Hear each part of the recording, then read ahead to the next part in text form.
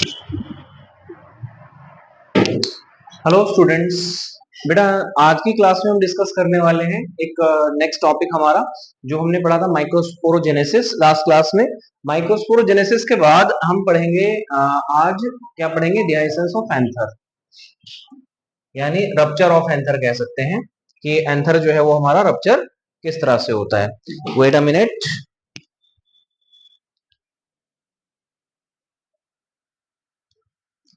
हाँ, एंथर हमारा रप्चर किस तरह से होता है। जब हमारा एंथर पूरी तरह से, अभी क्या पढ़ रहे हैं, rupture, rupture of anther. Anther किस तरह से हमारा रप्चर होता है हम वो पढ़ने वाले हैं, ठीक है बेटा।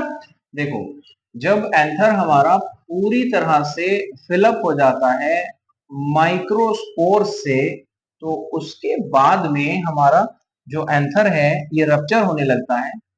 और कहाँ से रप्चर होता है ये, सबसे पहले एंथर के अंदर, बहुत ध्यान से सुनिएगा, जो हमारा टैपेटम थी, इसमें टैपेटम एक लेयर थी, इनर मोस्ट लेयर टैपेटम, जो कि माइक्रोस्पोरेंजियम के आसपास थी। इस तरह से माइक्रोस्पोरेंजियम थी, आपको याद होगा, चारों कॉर्नर में माइक्रोस्पोरेंजियम थी इस तरह से।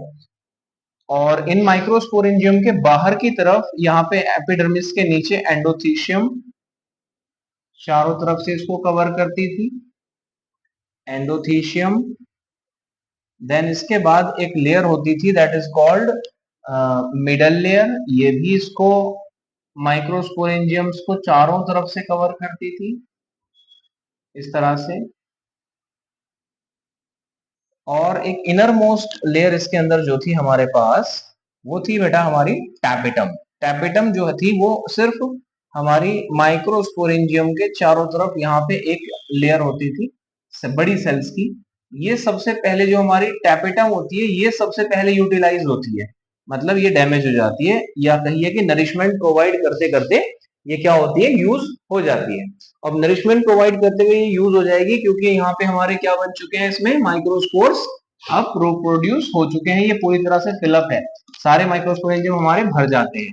तो जब ये फिलअप हो जाते हैं तो उसमें सबसे पहले हमारी टैपेटम डैमेज होती है, देन उसके बाद मिडल लेयर डैमेज होती है, सीक्वेंस ध्यान रखिएगा, middle layer.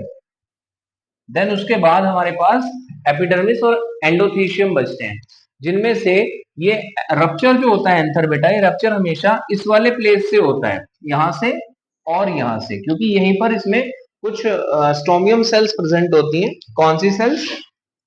Stomium, stomium cells present होती हैं, जो ड्राई होने की वजह से, एंथर के ड्राई होने की वजह से इनर साइड में कर्व्ड हो जाती है, मुड़ जाती है, और माइक्रोस्पोर्स को बाहर आने के लिए रास्ता मिल जाता है। देखो किस तरह से होने वाला है ये स्ट्रक्चर, यहां से अब हम यहां से इस तरह से ओपन अप हो जाती है, बीच में से एंथर की जो स्ट्रक्चर है ये ओपन हो जाती है, ये इन वाले जगह से।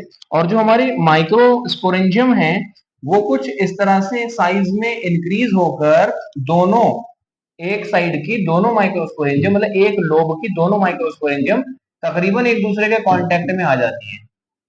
ये वाली यहां तक इंक्रीज हो जाएगी माइक्रोस्पोरेंजियम, और ये वाली माइक्रोस्पोरेंजियम यहां तक इंक्रीज, तो ऑलमोस्ट एक दूसरे के कांटेक्ट में आ जाती है।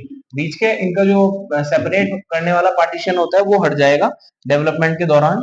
और इसके अंदर जो माइक्रोस्पोर्स डेवलप हुए हैं, वो जो माइक्रोस्पोर्स बेटा इसमें डेवलप हुए हैं, वो माइक्रोस्पोर्स यहाँ से मूव करते हुए, यहाँ से मूव करते हुए जो है बाहर मूव करने लगते हैं, निकलने लगते हैं, ये हवा में निकल, क्योंकि यहाँ पे स्टोमियम सेल अंदर की तरफ कर्व होने की वजह से और एपिडर्मिस खत्म होने की, टूटने की वजह से, ड्राइनेस की वजह से, जैसे आपने देखा होगा किसी खेत के अंदर, जमीन के अंदर अगर पानी देते हैं, पानी दे के रखते हैं और उसके बाद फिर क्या होता है, बहुत ज्यादा धूप पड़ती है और उस पानी की ड्राई हो जाता है, पानी ड्राई होने की वजह से मिट्टी में, जमीन में देखेंगे दरारें पड़ जाती हैं। तो दरारें पड़ने से मिट्टी में क्या हो जाती है, गैप्स बन जाते हैं। उसी तरह से सेंसर की वॉल के ड्राई होने की वजह से, खुश्की की वजह से यहाँ से रप्चर होने लगती है, गैप बन जाता है स्ट्रोमियम सेल्स की हेल्प से, सो दैट माइक्रोस्पोर्स को यहाँ से बाहर आने का क्या मिल जाता है, रास्ता मिल जाता है। ये माइक्रोस्पोर जो हमारे माइक्रोस्पोरेंजियम्स के अंदर बने थे, दोनों साइड बने थे, ये माइक्रोस्पोर एक साथ कलेक्ट होकर अब यहाँ से दोनों साइड से एंथर के बाहर निकलने लगते हैं और ये हवा में हम स्कैटर्ड हो जाते हैं, पॉलिनेशन के लिए आगे चले जाते हैं। ठीक है बेटा, अब ये क्या करेंगे, आगे पॉलिनेशन करेंगे। कोई दिक्कत? इसको डिहाइसेंस ऑफ एंथर भी कहते हैं, डिहाइसेंस ऑफ एंथर भी बोलते हैं इसको। होपफुली आपको बात समझ में आ गई होगी। कोई डाउट हो तो कमेंट बॉक्स में आप पूछ सकते हैं। अगर किसी को नोट्स की रिक्वायरमेंट है तो वो आप हमें कमेंट में बोल सकते हैं और नोट्स आपको प्रोवाइड करा दिए जाएंगे, हिंदी इंग्लिश दोनों मीडियम में।